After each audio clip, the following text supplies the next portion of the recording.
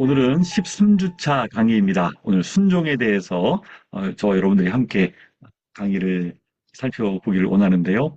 오늘도 함께 해주셔서 너무너무 감사하고 우리가 그동안 많은 내용들을 들었습니다.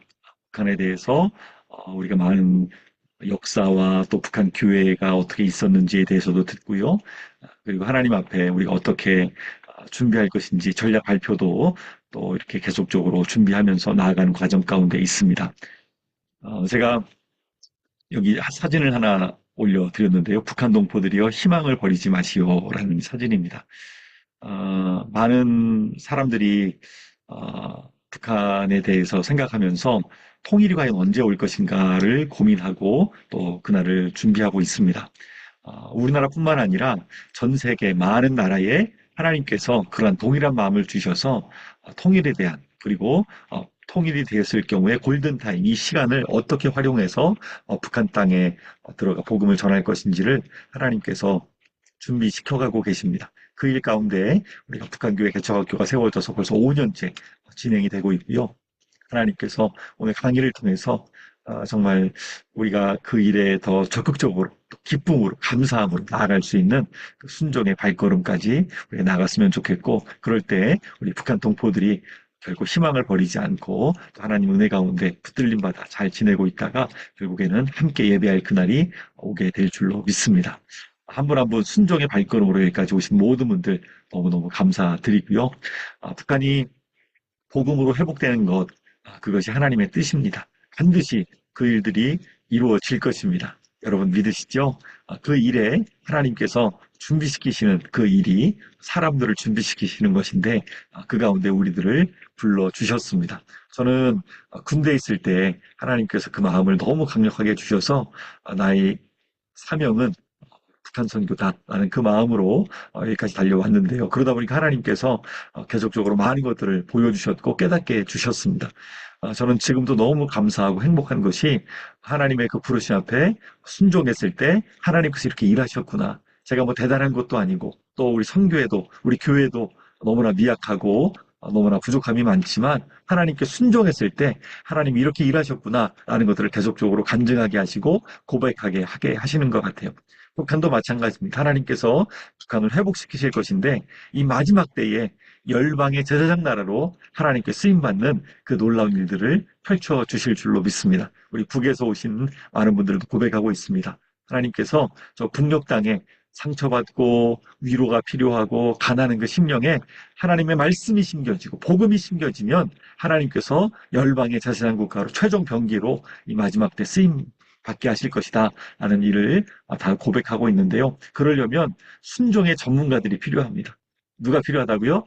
순종의 전문가들이 필요합니다. 저는 이 단어를 참 좋아합니다. 순종의 전문가.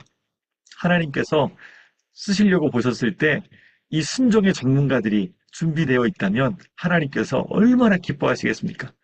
우리가 다른 많은 부분들 준비해야 되겠지만 제일 큰 준비, 순종의 전문가들로 우리가 준비되었으면 좋겠습니다.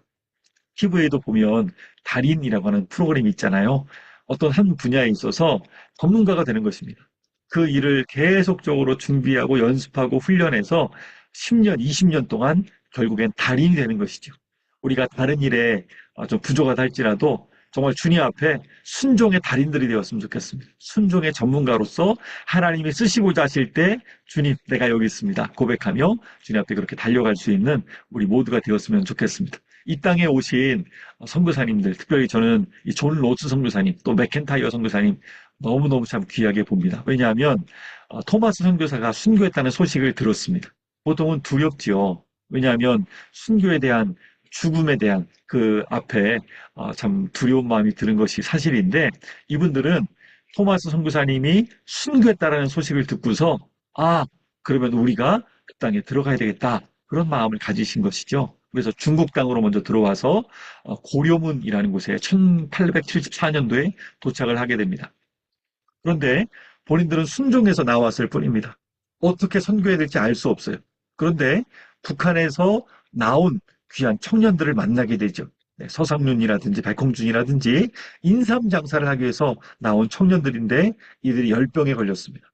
그래서 정말 기도하면서 이들을 잘 치료해 줬는데 이들이 다 하나님의 은혜 가운데 회복이 된 것이죠. 그래서 하나님께서 이들과 함께 조선 말을 배우게 하시고 또 그 말을 번역을 해서 결국에는 말씀을 한국 땅에 최초로 번역해서 들여보내는 그 일들을 이분들이 이제 하게 됩니다.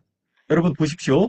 순종하며 주님 앞에 헌신하며 나왔을 때 두려움도 있었지만 하나님께 순종의 발걸음을 떼니까 하나님이 일해 가시는 것들 여러분들이 보셨으면 좋겠습니다. 그래서 1882년도에 누가복음, 요한복음이 번역되었는데 최초로 언더우드와 아펜젤로 선교사님이 한국 땅에 도착했을 때가 1885년입니다.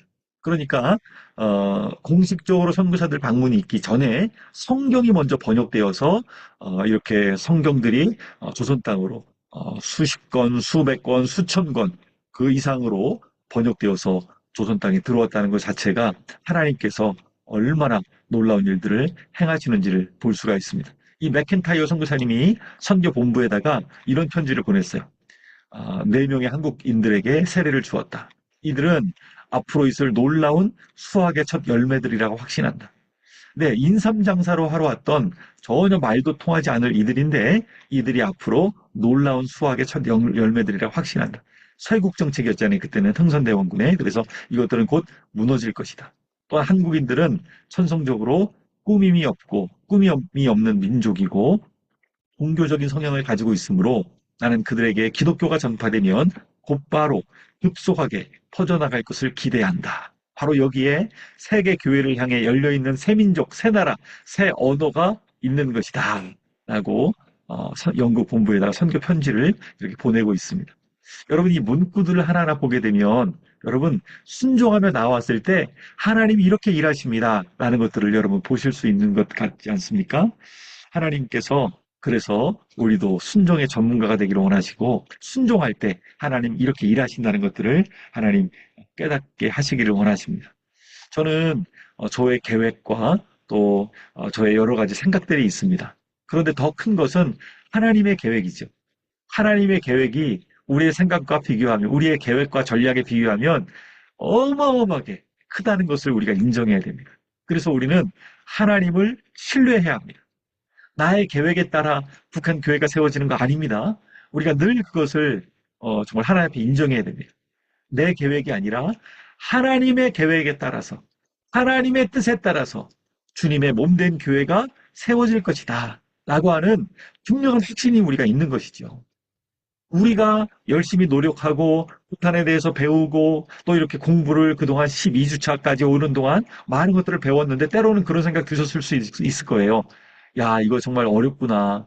북한의 교회를 개척한다고 하는 것. 또 우리랑 생각과 또 여러 가지가 다른 그분들에게 들어가서 우리가 복음을 전한다는 거 쉽지 않구나. 그런데 여러분, 더 큰 하나님의 계획을 보셔야 됩니다.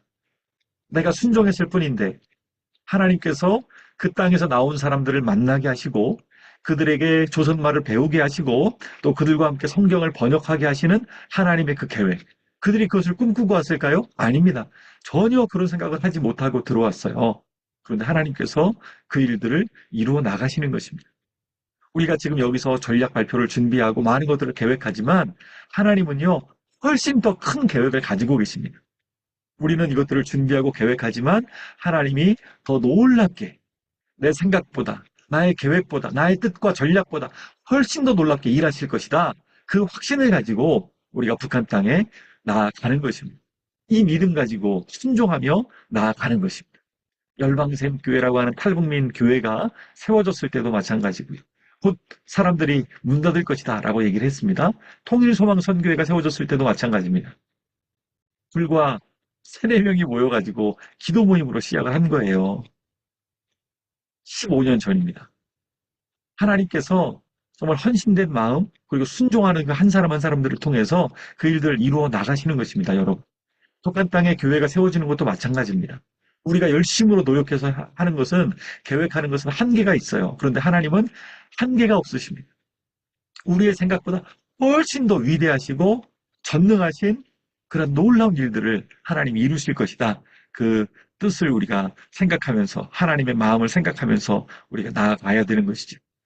저는 다시 한번 이번 강의를 준비하면서 하는 생각들을 하게 됐습니다. 근데 제일 많이 생각하게 하시는 것은 어쨌든 순종입니다. 순종. 순종이 무엇인가? 그것은 바로요, 하나님께서 우리에게 정말로 원하시는 것입니다. 우리 마음의 중심에 하나님, 제가 순종하겠습니다.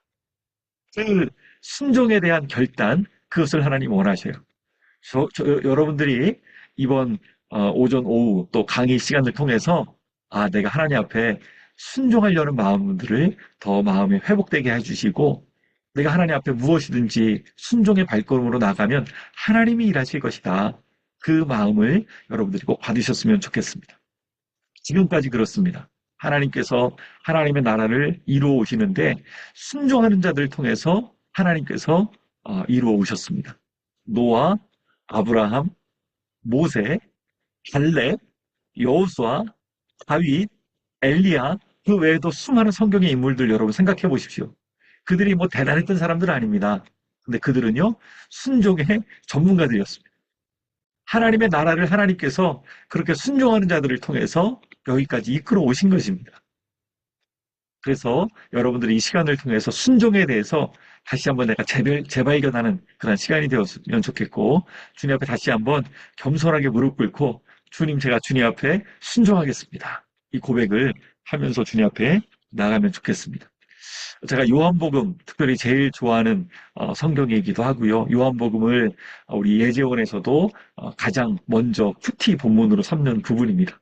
거기에 보게 되면 요한복음 4장에 정말 놀라운 말씀이 나오죠. 그것은 우물가에서 사마리아라는 동네 수가성에서 한 여인을 만나는 장면입니다.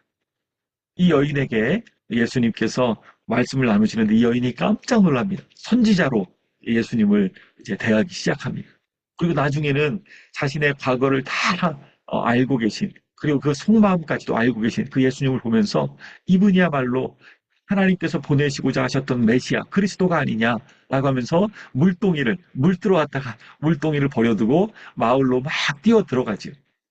그 다음에 제자들이 왔는데 제자들이 왜 예수님이 이렇게 하시는지는 묻지 않고 음식을 가져왔기 때문에 예수님께 음식을 권하는 것을 볼 수가 있습니다. 근데 예수님이 음식을 거절하셔요. 잘 보시면. 그래서 뭐라고 말씀하시면 내게는 너희가 알지 못하는 양식이 있다라고 얘기하셔요. 그래서 저들은 누가 음식을 가져다 드렸나 벌써? 저 여인이 갖다 줬을까? 라고 생각을 하죠. 근데 예수님이 놀라운 말씀을 하십니다. 이런 말씀을 하세요. 나의 양식은 나를 보내신 이의 뜻을 행하고 그분의 일을 온전히 이루는 이것이니라. 이것이 나의 양식이다. 라고 말씀하시는 거예요. 너무나 놀라운 깨달음을 제자들에게뿐만 아니라 오고 올 다음 세대들, 우리들에게까지 주님께서 말씀하시는 것이죠. 예수님의 양식은 무엇이냐? 그것은 하나님의 뜻을 행하고 하나님의 일을 온전히 이루는 것, 그것이 바로 예수님의 참된 양식이었다라는 것입니다. 이것이 바로 순종입니다.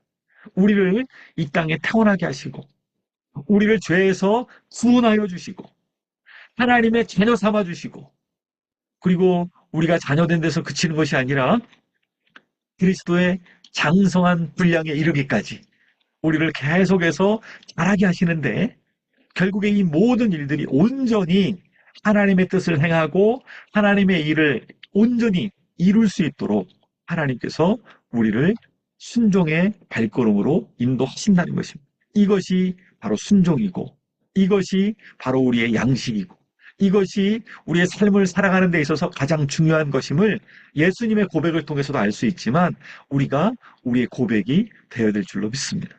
그렇다면 북한 땅의 교회를 개척하는 것, 아까도 말씀드렸지만 이것은 하나님의 뜻입니다. 북한 땅에 주님의 몸된 교회가 세워지는 것, 회복되는 것, 그리고 부흥의 불길 다시 한번 이 한반도 땅에 임하여서 열방까지 복음이 증거되는 것, 이것이 이 시대 우리를 향한 하나님 아버지의 뜻입니다. 우리는 이것을 행하는 것을 나의 양식처럼 매일매일 그것을 생각하고 고민하고 그것을 위해서 우리가 하나님의 뜻을 향해서 살아가는 것이죠. 어떤 사람은 얘기합니다. 먹기 위해서 하는 거 아니냐? 다 먹기 위해서 하는 거 아니냐라고 얘기합니다. 금강산도 식후경이다. 이런 얘기도 하죠. 요즘에는 맛집들이 많아져가지고 사람들이 맛집 투어들도 하기도 합니다. 그런데 정말로 우리가 바라야 되는 것, 우리가 정말로 꿈꿔야 되는 것, 하나님의 뜻이 온전히 이루어지는 그분의 일들을 이루는 그것이 우리의 삶의 첫 번째 우선순위가 되어야 되겠고, 또 우리를 이 북한교회 개척학교까지 불러주신 하나님의 그 뜻을 생각하면서 내가 오늘 왜 사는가? 나는 앞으로 어떻게 살 것인가? 때로 연약해질 때가 있습니다. 건강도 또 환경도 어려워질 때가 있습니다. 그런데 어렵지만 순종하는 것이죠. 어떤 분이 그런 얘기를 하더라고요. 아픈 사람은 늘 무슨 생각을 할까요? 아픈 사람은요, 건강을 생각합니다. 아, 더 건강했으면 좋겠다. 건강한 사람은요, 많은 것을 생각한대요. 이것도 하고 싶고 저것도 하고 싶고. 근데 아픈 사람은 건강해지는 것을 원하는 것이죠. 하나님께서 예수님을 이 땅에 보내셨습니다. 예수님의 생각은 오직 하나님의 일을, 하나님의 뜻을 온전히 이루시는 것이었습니다. 하나님께서 왜 우리를 이 땅 가운데 있게 하셨는가? 우리는 하나님 앞에서 하나님의 뜻을 위하여, 하나님의 영광을 위하여, 하나님의 그 뜻을 온전히 이루고 하나님의 영광을 드러내는 자로 우리를 북한까지 인도하실 것이다. 하나님께서 일하실 것이다. 그 마음을 여러분들이 꼭 받으셨으면 좋겠습니다. 예수님께서 마지막에 십자가에 지시기 전날 밤에 이렇게 겟세마네 동산에서 간절히 기도하시죠. 하나님 아버지 앞에 간절히 기도하십니다. 아버지여, 만일 할만하시거든 이 잔을 내게서 지나가게 하옵소서. 그러나 나의 원대로 마시옵고 아버지의 원대로 하옵소서. 이것이 바로 예수님의 마지막까지의 순종의 모습이셨습니다. 결국에 북한 땅에 교회가 세워지고 또 북한에 복음이 전파되길 원하는 우리에게도 이러한 마음이 필요한 것입니다. 시작부터 마지막까지 예수님이 이 땅에 오셔서 말씀하신 내용들을 보면 계속해서 하나님의 뜻을 온전히 이루는 것이고 마지막까지도 나의 원대로 마시옵고 아버지의 원대로 하옵소서, 하나님의 뜻대로 순종하겠다라는 그 모습을 우리가 볼 수가 있는 것입니다.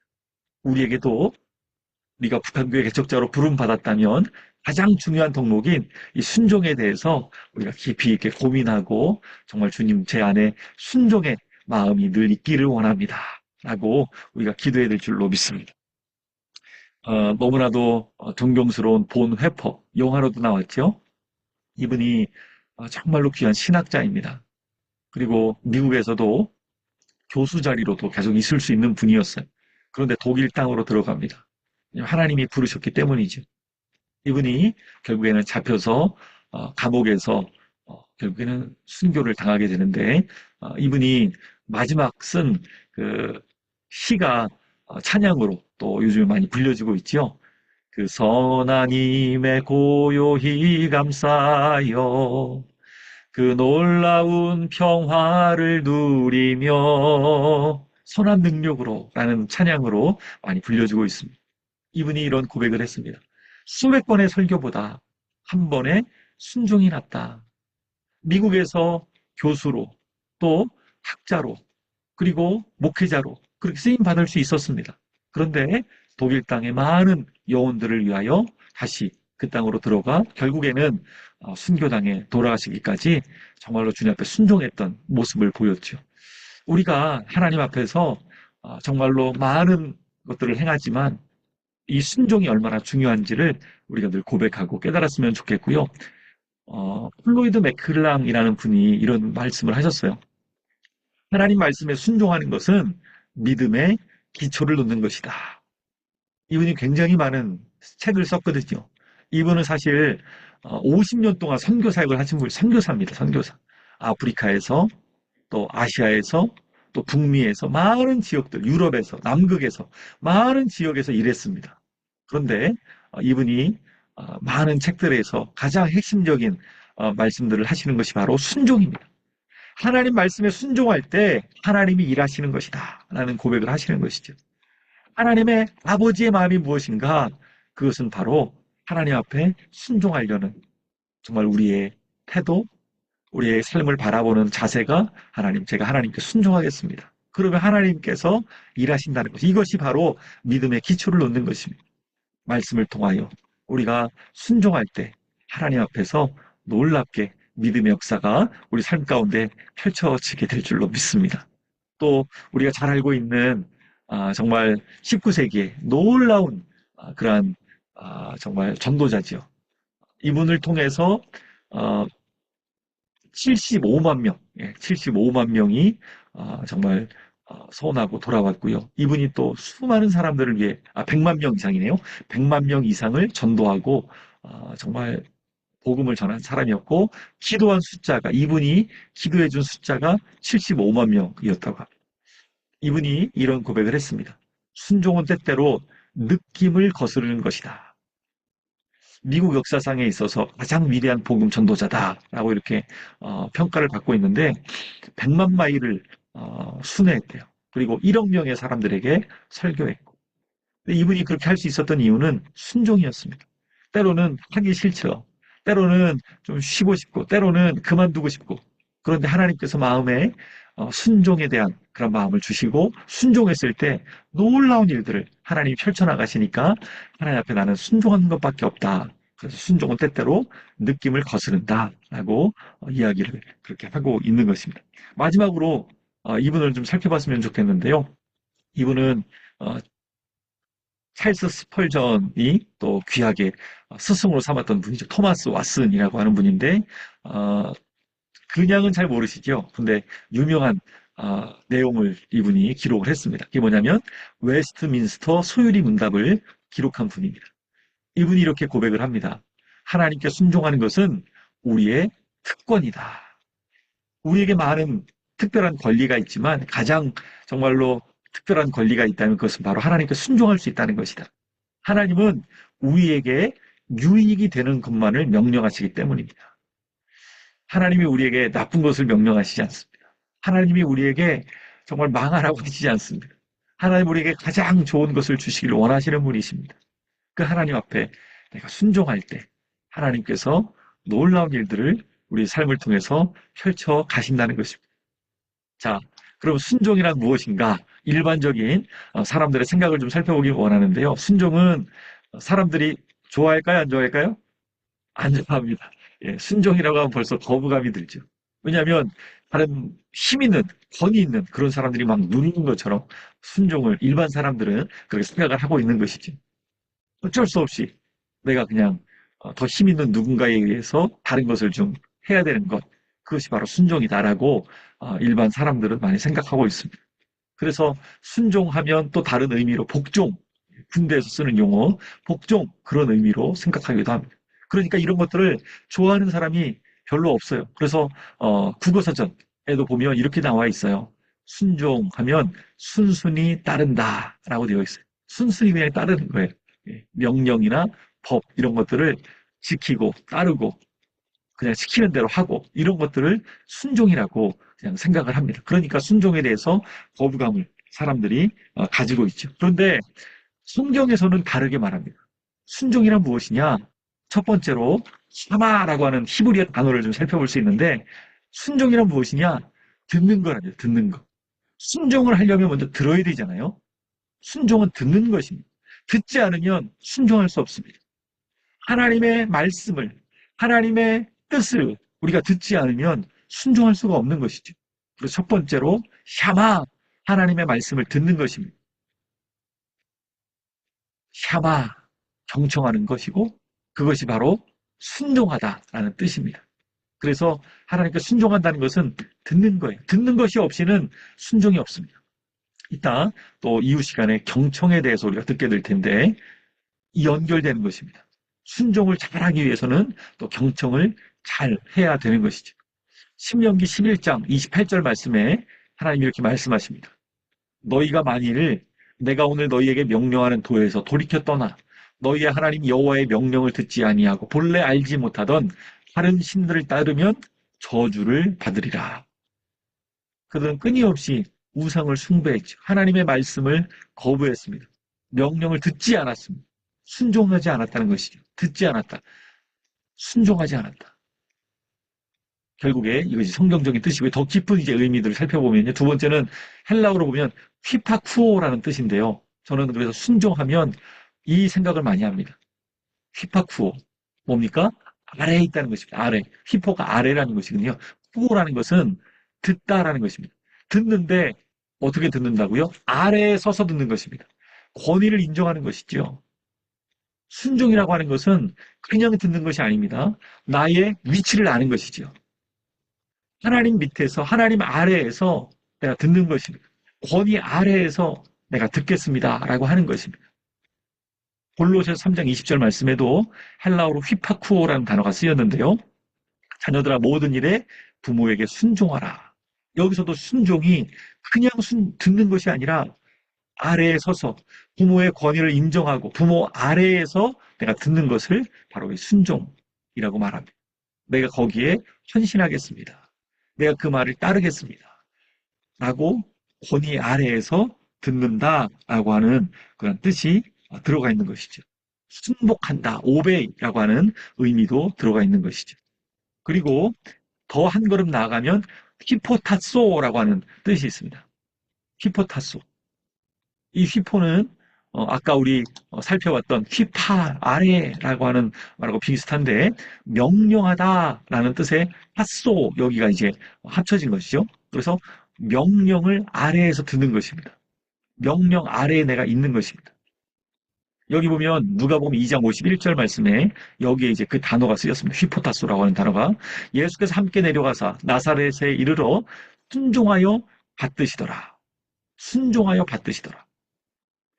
예수님께서는 늘 휘포타소라는 단어로 내가 하나님의 명령을 듣고 그 권위 아래에서 내가 행합니다. 라고 하는 이 단어가 쓰임 받았습니다. 그래서 우리는 하나님 명령 아래에 있는 것입니다. 우리의 삶 자체가 그렇죠. 하나님의 명령을 생각하면서 하나님의 말씀을 생각하면서 내가 그 권위 아래에 있는 것입니다. 결국에 아담이 사탄의 결국에는 꼬임에 하와가 먼저 넘어갔고 아담도 넘어갔는데 결국에는 어떻게 된 것입니까? 하나님의 권위를 인정하지 않은 것입니다. 반역자가 되는 것이죠. 하나님처럼 될 수 있다라고 하는 뜻을 사탄이 부추긴 것입니다. 반역한 것이죠. 예전에 조선시대나 고려시대에 보게 되면 영모라고 하는 것이 무엇입니까? 반역한다는 의미가 있죠. 영모, 왕을 반역하는 것입니다. 권위를 인정하지 않는 것이죠.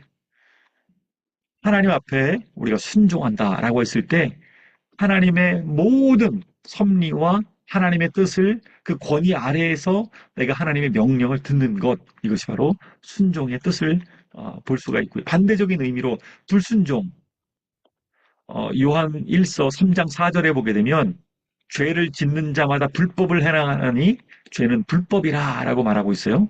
근데 이 불법, 이 불순종 이거는 파라퀘라고 하는 것인데 이것은 아까 말한 것처럼 아래에 있는 것이 아닙니다. 아래에 있는 것이 아니고 곁에 있는 것입니다. 동등하게 불순종은 동등한 거예요.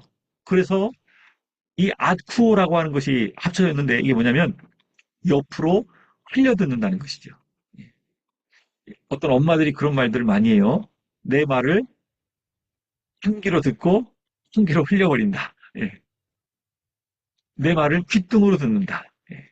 하여튼 이런 말들을 하는데 옆으로 흘려듣는 것이죠. 권위 아래에 있는 것을 인정하지 않고 동등한 위치에서 내가 판단하고 그냥 흘려버리는 것입니다. 이것이 불순종입니다. 하나님의 말씀을 귀담아 듣지 아니하고 그냥 흘려버리는 것. 이것이 바로 불순종의 의미입니다. 너무너무 참 놀라운 말이죠. 여기 이렇게 되어 있어요. 로마서 5장 19절 말씀에 한 사람이 순종하지 아니함으로 많은 사람이 죄인 된 것 같이 한 사람이 순종하심으로 많은 사람이 의인이 되리라. 여기 첫 번째 한 사람은 아담을 뜻하죠. 아담의 불순종으로 말미암아 많은 사람들이 죄인 되었습니다. 여기 뒷부분 한 사람은 예수님입니다. 예수님의 순종하심으로 많은 사람이 의인이 되리라. 결국에 이 죄라고 하는 것이 무엇입니까? 불순종한다는 것인데 이 불순종한다는 것이 무엇입니까? 옆에서 그 말씀을 귀담아 듣지 않고 아래에서 듣지 않고 옆에서 흘려버리는 것. 권위를 인정하지 않는 것이죠. 하나님의 권위를. 나보다 또 이 시대보다 온 인류의 주관자 되신 창조주 되신 그 하나님의 주권과 섭리를 인정하지 않는 것. 그것이 바로 불순종이고 그분의 말씀을 귀담아 듣지 않는 것. 그냥 흘려버리는 것. 그것이 바로 불순종인 것입니다. 디도서 2장 14절에 보면 이렇게 말씀하고 있습니다. 디도서 2장 14절인데요. 여러분들 이제 음속을 하셨지만 다 같이 한번 큰 소리로 한번 읽기 원합니다. 시작. 그가 우리를 대신하여 자신을 주심은 모든 불법에서 우리를 구속하시고 우리를 깨끗하게 하사 선한 일에 열심하는 친백성이 되게 하려 하심이니라. 아멘입니다. 아멘입니다.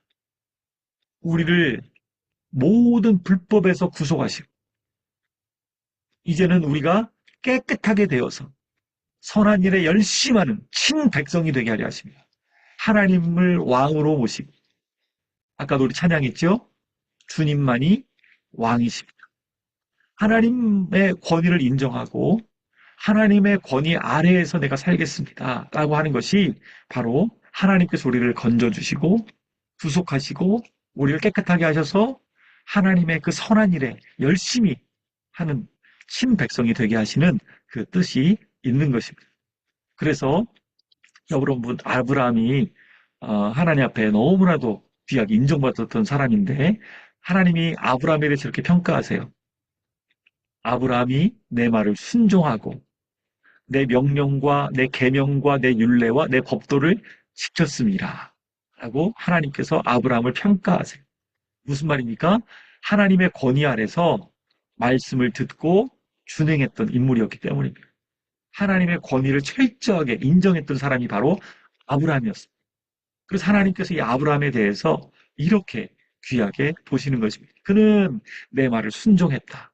내 명령과 내 계명과 내 율례와 내 법도를 지켰다. 하고 부족함도 있어요, 아브라함도. 그럼에도 불구하고 그 마음 중심에 하나님께 순종하겠다. 하나님의 권위 아래에서 그 말씀을 듣고 내가 그대로 준행하겠다. 라고 하는 그 마음을 하나님께서 얼마나 귀하게 보시는지를 우리가 알 수가 있습니다. 이런 단어들을 여러 군데서 성경에 나와 있죠. 자녀가 부모에게도요. 자녀들아 모든 일에 부모에게 순종하라. 라고 할 때 이 순종이라는 단어도 자녀로서 얼마 전에 이제 어버이날이었죠. 부모님에게 내가 그 부모님의 권위를 인정해 드리는 것, 그 아래에서 부모님의 말씀을 듣는 것, 그 순종이라는 것을 알려주시고요. 제자도 또 스승에게, 어제 또 스승의 날이었는데 내 선생의 목소리를 청종하지 아니하며 나를 가르치는 이에게 귀를 기울이지 아니하였던 것. 학생은요, 선생님의 권위를 인정하고 선생님 말씀을 잘 따라 듣는 학생이 좋은 학생이라고 할 수 있죠. 선생님하고 동등하게 옆에서 그냥 다 듣지 않고 하는 학생을 좋은 학생이라고 결코 할 수 없겠죠.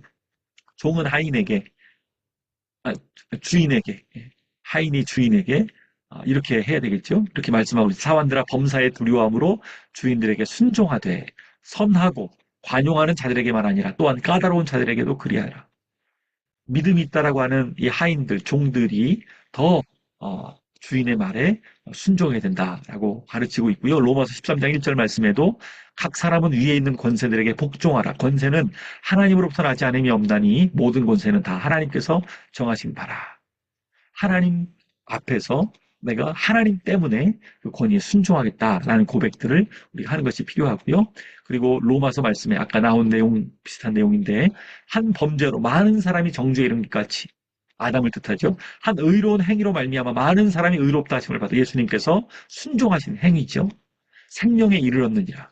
한 사람이 순종하지 아니함으로 많은 사람이 죄에 넣은 것 같이 한 사람이 순종하심으로 많은 사람이 의인이 되리라. 순종이 이렇게 중요합니다. 우리가 순종할 때 하나님 영광 받으시고 그 순종을 통해서 많은 사람들이 하나님께로 돌아오게 되는 것입니다. 우리의 순종의 여부에 달려있는 것이죠. 빌립보서 2장 8절 말씀에 사람의 모양으로 나타나서 자기를 낮추시고 죽기까지 어떻게 하셨다고요? 복종하셨으니 곧 십자가에 죽으심이라. 예수님께서도 결국에 순종의 모범을 보여주시는 것이죠. 이 땅에 오셔서 순종의 모범을 보여주시는 것입니다. 그래서 우리말 성경으로 베드로전서 1장 14절을 보면 여러분은 순종하는 자녀로서 전에 무지한 가운데 따라 살던 욕망을 본받지 말고 전에는 우리가 어떻게 했습니까? 내 마음대로 살았습니다. 네. 전에는 나의 욕망을 따라 살았습니다. 무지했지요. 그런데 이제는 예수님이 그렇게 하셨던 것처럼 순종의 모범을 따라서 우리는 불순종의 그러한 것들을 다 벗어버리고 정말로 이제는 그리스도의 본을 따라 그래서 그런 책도 있잖아요.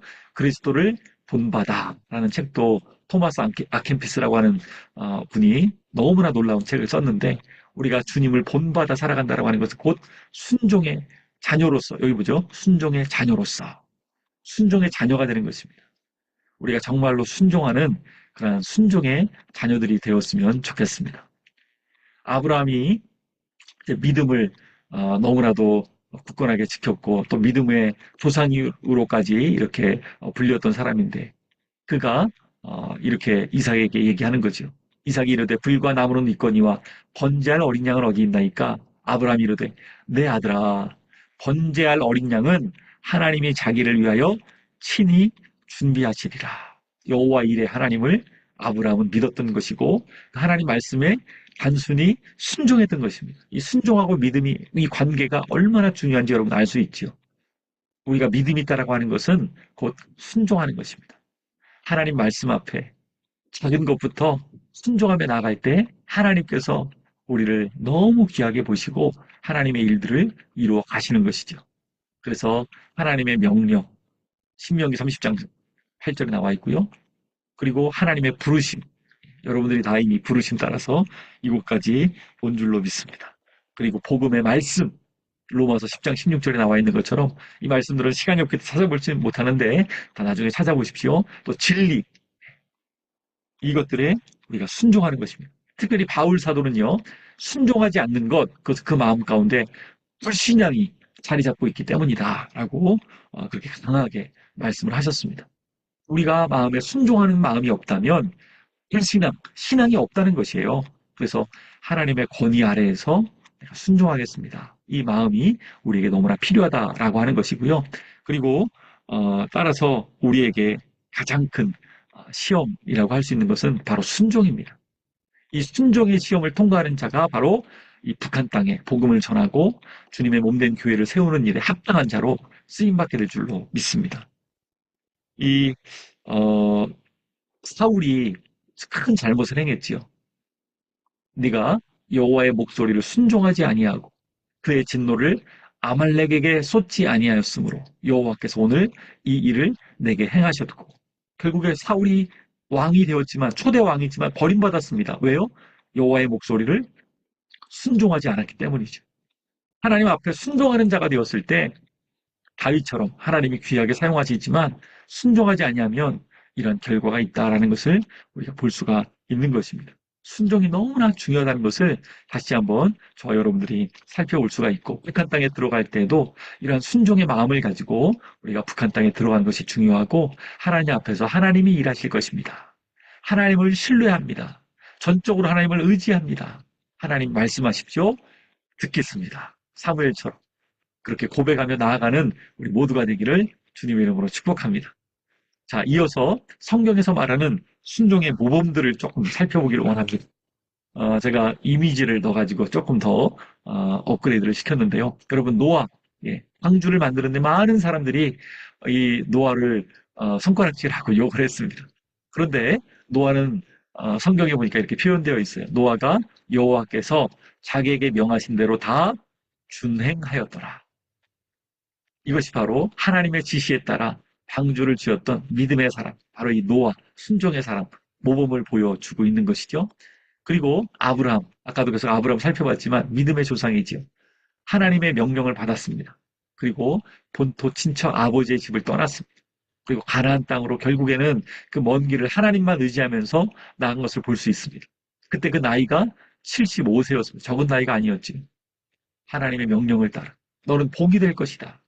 땅의 모든 족속이 너로 말미암아 복을 얻을 것이다. 이 중요한 단어죠. 너로 말미암아. 누가요? 땅의 모든 족속이. 결국에 아브라함 때문에 많은 족속이 복을 얻게 된 것을 여러분 알 수 있죠. 축복의 통로가 되었습니다. 하나님이 우리를 왜 북한 땅에 보내시려고 하실까요? 왜 북한 주민들에게 복음을 전하게 하시려고 하실까요?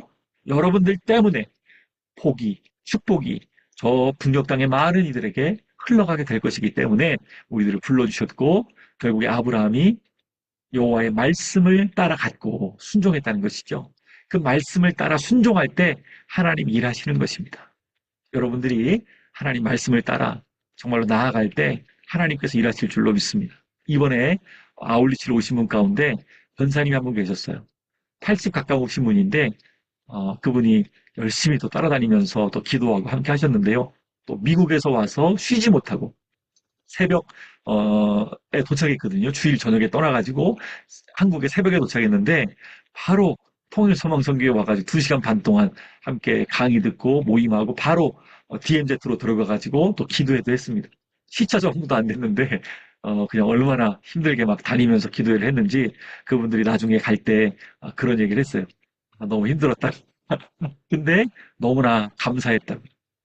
하나님 앞에서 이렇게 정말 어, 나이를 초월해서 고백하면서 믿음으로 나아갈 때 하나님께서 놀랍게 일하시는 것들을 볼 수 있고 또 하나님께서 우리에게도 동일한 더 큰 은혜를 북한 땅에 들어가게 하셔서 보게 하실 줄로 믿습니다.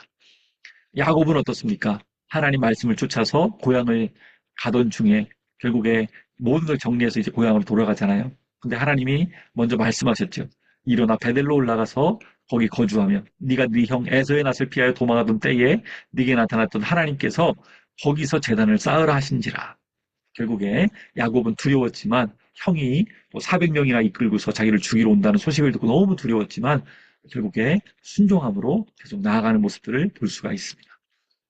모세, 성경은 이렇게 그를 평가하고 있어요. 히브리서 말씀에 그는 자기를 세우신 이에게 신실하기를 모세가 하나님의 온 집에 산 것과 같이 하였으니 평생이요 순종했다는 것입니다.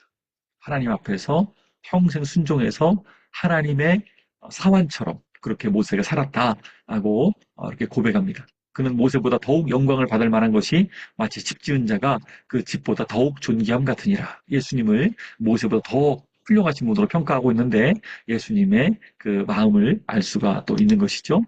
또 갈렙을 통해서도 우리가 알 수 있습니다.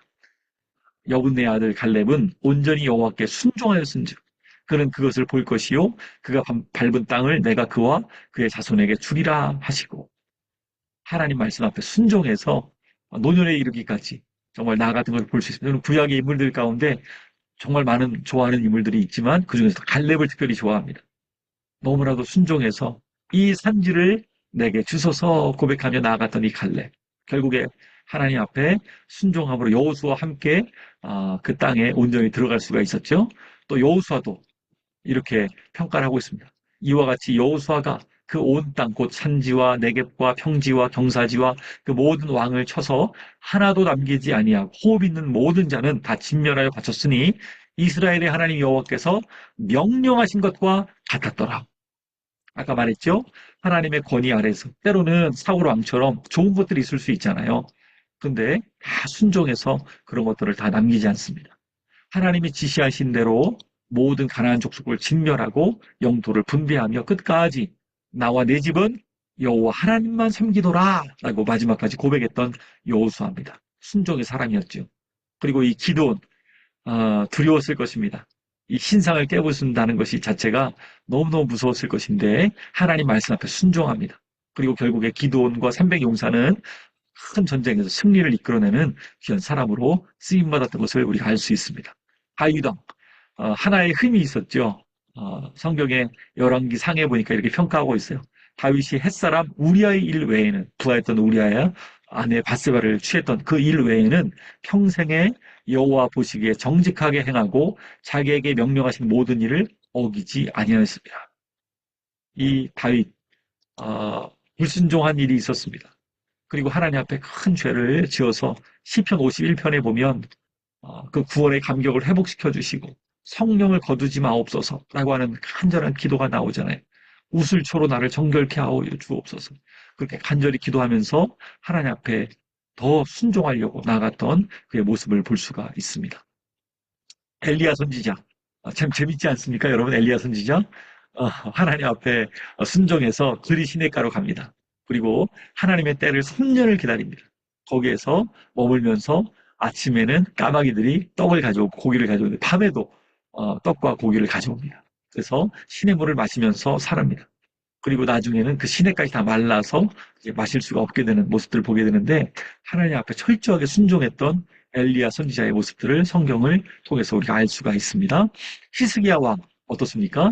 하나님 앞에 정말 하나님과 연합하면서 하나님을 떠나지 않고 위협이 왔을 때 그 편지들을 펴놓고 하나님 앞에 간구하면서 하나님 말씀을 지켰던 왕이었죠. 물론 실수도 약간 있었지만 하나님께 귀하게 쓰임받았던 순종의 사람이었던 것을 우리가 알 수가 있고요. 요시야 왕도 마찬가지죠. 하나님 율법을 발견하고서 옷을 찢으면서 하나님 앞에 그렇게 순종하려고 노력했던 왕이었던 것을 우리가 알 수가 있습니다. 그리고 여호사밧 왕, 하나님께서 다윗처럼 살기 원했던 이 여호사밧 왕을 그렇게 인정하시고 또 그렇게 쓰임받았던 것을 우리가 볼 수가 있고요. 그리고 또 욥, 참 욥을 생각하면 너무 안타깝지요. 그런데 하나님은 이렇게 평가하고 계십니다. 여호와께서 사탄에게 이르시되 네가 내 종 욥을 주의하여 보았느냐? 그와 같이 온전하고 정직하여 하나님을 경외하며 악에서 떠난 자는 세상에 없느니라. 하나님 말씀 앞에 철저하게 하나님을 경외하고 순종하려고 했던 그 의인 욥을 볼 수가 있지요.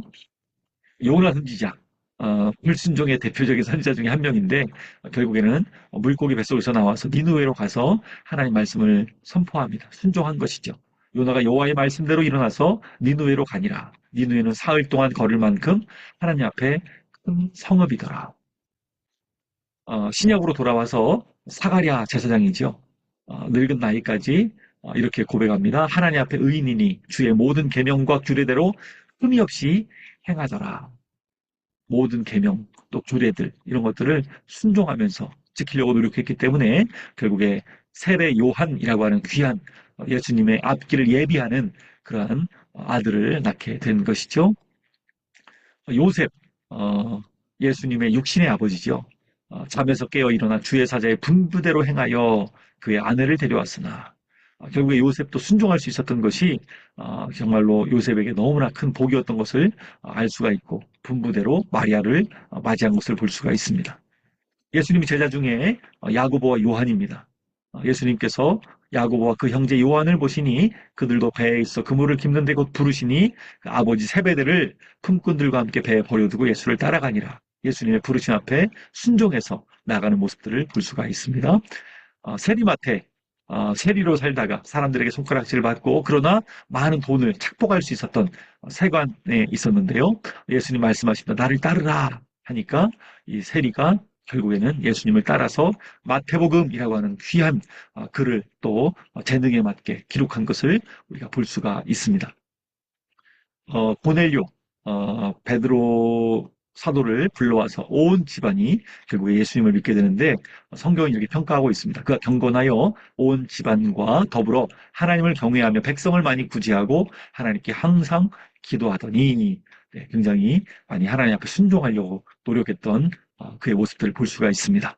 마지막으로 한 사람 살펴보기를 원하는데요. 예수님입니다. 예수님이 순종의 진정한 모범이 되셨죠. 우리가 어떻게 순종할 수 있을 것인가 늘 우리가 고민하게 되는데 말씀으로 돌아가야 됩니다. 예수님께서 어떻게 순종하셨는지를 우리는 말씀을 통해서 봐야 되죠. 예수님 이렇게 말씀하십니다. 이 세상에서 정말 예수님 두드러지게 요한복음에 보면 많이 나타나고 있는데 또 히브리서 말씀에도 이렇게 예수님에 대해서 말씀하고 있죠. 보시옵소서 내가 하나님의 뜻을 행하러 왔나이다 라고 예수님 말씀하셨습니다. 그리고 예수님 사람들한테도 이렇게 말씀하시죠. 나는 나의 원대로 하려 하지 않고 나를 보내신 이의 원대로 하려 한다 라고 말씀하셨습니다. 늘 예수님께서 순종하기 위해서 사셨던 것을 볼 수가 있죠. 우리에게 진정한 모범이 되셨습니다. 또한 요한복음 말씀에 이렇게 말씀하십니다. 주님이 이제는 자신의 당할 그 순환에 대해서 저자들에게 다 말씀해 주십니다. 그러면서 이렇게 말씀하시죠. 이 계명은 내 아버지에게서 받았노라. 예수님은 사역 전체의 모습들이 처음부터 마지막까지 이 순종이 얼마나 중요한 위치를 차지하고 있는지를 계속해서 말씀해 주십니다. 그래서 요한복음 5장 19절 말씀에도 이렇게 말씀하시죠. 그러므로 예수님께서 그들에게 이르시되 내가 진실로 진실로 너희에게 이르노니 아들이 아버지께서 하시는 일을 보지 않고는 아무것도 스스로 할 수 없나니 아버지께서 행하시는 그것을 아들도 그와 같이 행하느니라. 그리고 요한복음 5장 30절에도 내가 아무것도 스스로 할 수 없노라. 듣는 대로 심판하노니 나는 나의 뜻대로 하려 하지 않고 나를 보내신 이의 뜻대로 하려 함으로 내 심판은 의로우니라. 당시의 종교 지도자들은요. 전혀 이런 모습들이 없었습니다.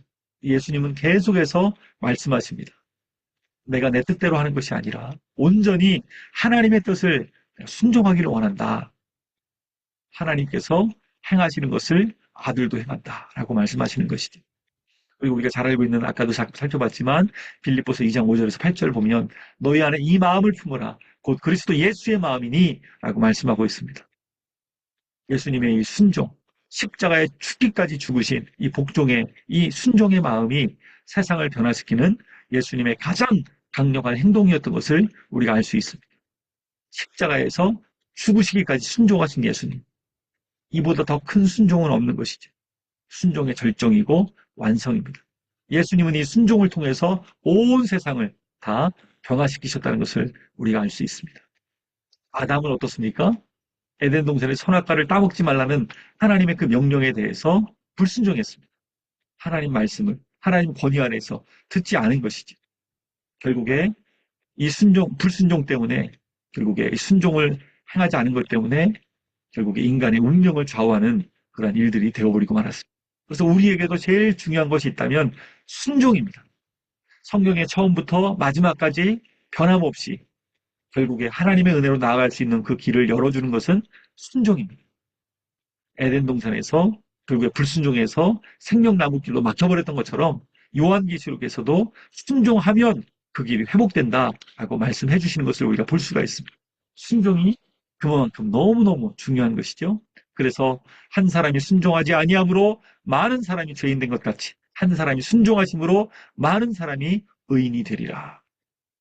결국에 예수님께서 사역하시는 그 목적, 순종을 회복시키시는 것이죠. 그리고 히브리서 5장에는 이렇게 놀라운 말씀이 기록되어 있어요. 그가 아들이시면서도 받으신 고난으로 순종함을 온전하게 되셨음즉 자기에게 순종하는 모든 자에게 영원한 구원의 근원이 되시고 여기 보니까요. 아들이시면서도 받으신 고난으로 순종함을 배워서 온전하게 되셨다. 우리가 하나님께 어떻게 영광을 올려드릴 수 있을까요? 그것은 바로 순종입니다. 순종을 통해서만 가능한 것입니다. 그리고 하나님께서 우리로 하여금 동참하게 원하시는 그 영광도 순종을 통해서만 우리가 다시 얻을 수가 있는 것이지. 그래서 우리가 순종의 사람으로 회복되기를 예수님께서 원하셨던 것입니다.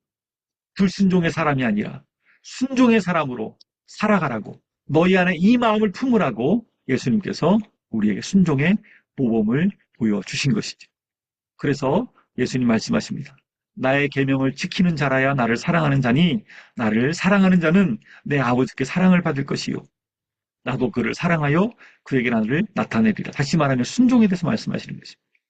23절에도 예수께서 대답하여 이르시되 사람이 나를 사랑하면 내 말을 지키리니 내 아버지께서 그를 사랑하실 것이요 우리가 그에게 가서 거처를 그와 함께 하리라. 예수님의 제자가 되려는 많은 사람들에게 예수님께서 요구하신 것이 있다면 바로 순종이었습니다. 순종할 때 예수님의 참된 제자로 살아갈 수 있다라고 예수님께서 말씀해 주시는 것이죠. 자, 그럼 우리가 받아야 될 순종, 우리가 이 순종에 대해서 훈련이 필요하죠. 저절로 되는 것이 아니죠. 아까도 말씀에 나와 있었죠. 예수님도 순종을 배우셨다. 뭘 통해서요? 고난을 통해서. 진정한 정말 뜻을 이루셨다라고 말합니다. 결국에 우리도 순종을 배워나가는 것입니다. 처음부터 순종을 잘하는 사람은 없지요. 순종을 배우는 것입니다. 그래서 우리에게도 소망이 있는 것입니다. 아, 내가 순종을 더 배워야 되겠구나 라는 생각들을 하게 되고 이 배움에는 두 가지가 필요하죠. 훈련이 필요합니다. 군대에 가서 훈련을 받으면 군인으로 변해갑니다. 마찬가지로 우리가 처음부터 순종을 잘하는 사람은 없습니다. 근데 실패를 반복하면서 하나님 앞에 순종의 발걸음들을 계속 걸어가는 것이죠. 인생을 살아가면서 더 하나님께 순종하기 위해서. 여기 장대 높이 뛰기 사진이 있는데요. 얼마나 많은 실패를 경험하겠습니까? 넘기 위해서. 그리고 그거를 넘으면 조금 더 높입니다. 그리고 계속 걸려 넘어지다가 떨어지다가 또 넘으면 좀 더 높이는 것입니다. 계속 연습하는 것이죠. 넘어져도 떨어져도 낙심하지 않는 것입니다. 성공할 때까지 반복하는 것이죠. 그러다 보니까 시간이 필요합니다. 배운다는 것이 하루아침에 되는 것이 하나도 없죠. 인내하면서 훈련하는 그런 시간들이 필요합니다. 그래야 나중에 올림픽에서 이 장태로 빌뛰기 선수가 내가 저거 넘어봤지, 나 저거 넘을 수 있어 라고 하면서 훈련했던 것처럼 금메달을 따기 위해서 오랜 시간 투자했던 것처럼 우리가 순종을 배우는 것도 시간이 필요하다는 것이죠.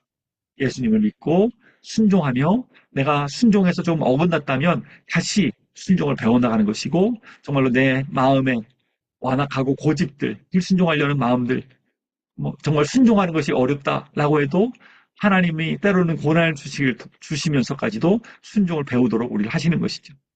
여러분, 순종이 쉬울까요? 불순종이 쉬울까요? 예, 여러분 잘 알고 계실 겁니다. 정말 주님 앞에서 고난을 받지 않으면서도 순종하는 사람이 된다면 얼마나 좋을까요? 성경에서는 그게 불가능하다라고 말하고 있어요. 고난을 통해서 우리는 더욱더 순종의 사람으로 나아갑니다. 그래서 우리는 고난을 당해도 이렇게 질문해야 됩니다. 너무나 중요한 질문입니다. 하나님, 이 고난을 통해서 내게 무엇을 배우기를 원하십니까? 너무너무 중요한 단어입니다. 하나님이 고난을 통하여 저에게 무엇을 가르치기를 원하십니까?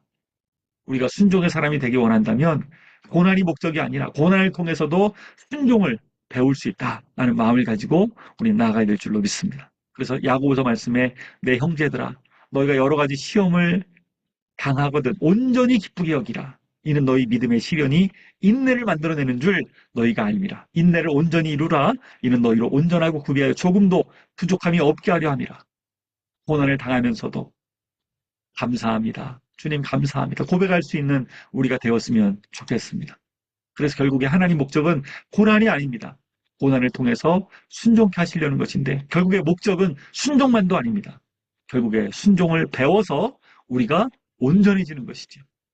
그래서 순종을 배우고 하나님 앞에 내가 순종하겠습니다 라고 하는 하나님의 말씀을 경외하는 그 태도, 그것이 중요한 것이고 거기는 몇 가지 특징들이 있는데 즉각적으로 순종하고 하나님의 뜻을 가장 귀하게 여기고 다투거나 불평하거나 토라지는 일이 없고 하나님의 마음속에 깊은 소리를 경청하고 하나님의 뜻이 무엇인지 잘 알 수 없을 때는 하나님의 뜻이 분명해질 때까지 기다리고 불순종하느니 차라리 거절당하기로 선택을 하고 하나님 말씀 앞에 더하거나 빼지 않고요. 하나님의 방법과 지혜에 대한 경외감을 가지고 살아가는 것, 그것이 바로 우리의 삶의 태도로 배워가는 우리의 모습들이 되어갔으면 좋겠습니다. 사랑하는 여러분, 하나님께서 우리를 순종의 전문가가 되기를 원하십니다. 저도 마찬가지고 계속적으로 우리 순종을 배워갑시다. 성경의 많은 인물들처럼 또 예수님처럼 순종을 배워갈 때 하나님께서 우리를 온전히 북한 땅에 들어가서 순종의 전문가들로 귀한 사역들 더 많이 감당케 하여 주시고 하나님 영광 받아 주실 줄로 믿습니다. 할렐루야! 감사합니다.